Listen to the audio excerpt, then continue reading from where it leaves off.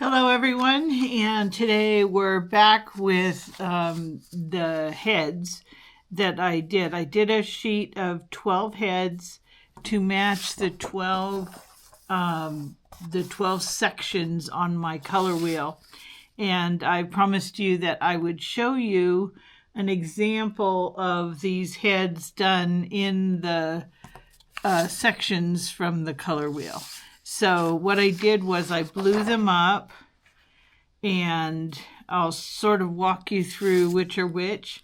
So this one is, I did an A, which is this color section. And this is, the character's name is Spreading Root.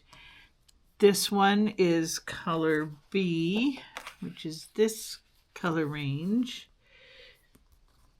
And she's one of the sorceresses in the story The Bug Mage. This is Asic, that's his name. And he's a very old magi in the story, and his color was H. She's an I. She's another of the sorceresses. And her color was here, in this wedge.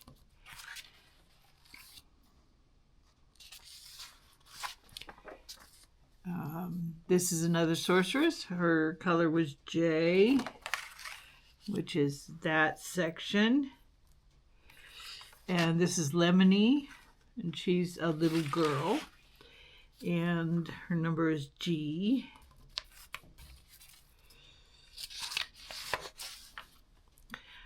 This is another sorceress, and I selected C for her.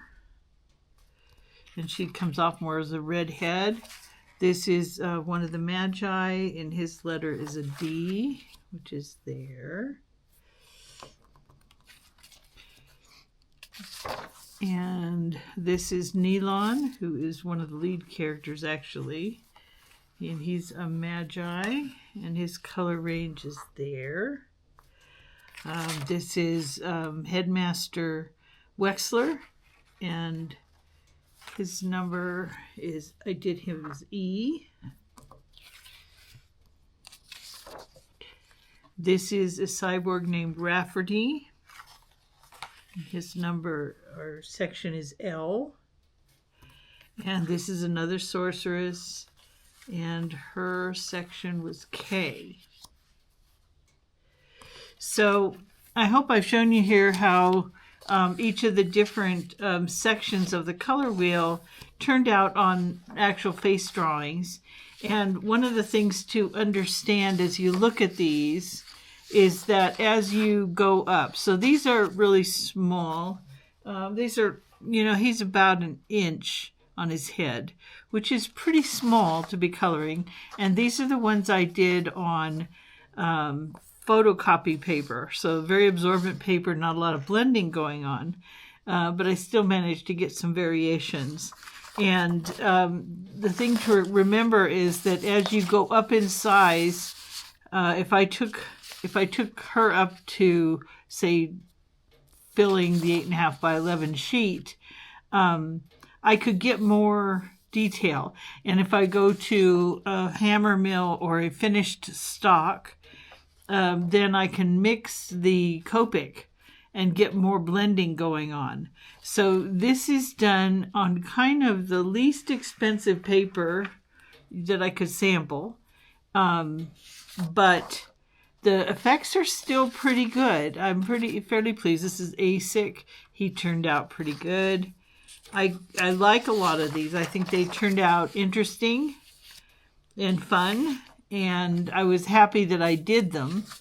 And I got to sort of demonstrate for you how you can take the colors that you have in your marker box at the moment, generate a color wheel. This was so easy to use.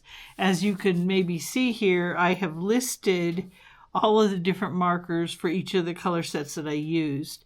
And I didn't list all the colors I used in her clothing. That's not what this is about. This video is about. It's about color tone for the skin. And by having the color wheel and writing down my list of colors it was very easy for me to upgrade into darker shades on each of these characters very quickly. So it really didn't take me any time, and I knew if I needed to come back to a marker, I knew exactly which marker it was, and that was very easy too. So for this level of coloring in of the different characters, I can get a pretty good representation of what certain blends are going to look like and the differences between blends. If I compare these two skin tones, that you can see a considerable difference. This has more yellows in it than this one does. So I can make a choice based on how I want the sort of natural appearance. I didn't particularly care for this one, but you know, it's something that I learned doing the process of what I would select. I'd probably go for more of this character's look with this one in a redo because I like this one better.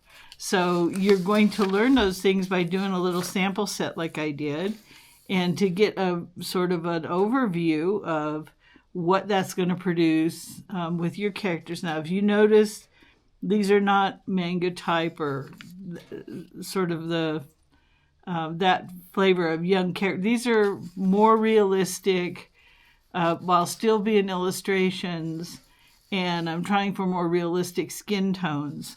Obviously, in other styles, what you might be doing, you may have blue hair and pink hair and very young characters versus kind of what you're seeing in my set here. You're seeing these are more mature, sort of more natural looking characters, and that's simply fitting with my novel. These are some of the characters in that novel, and it was a set I was using to work with.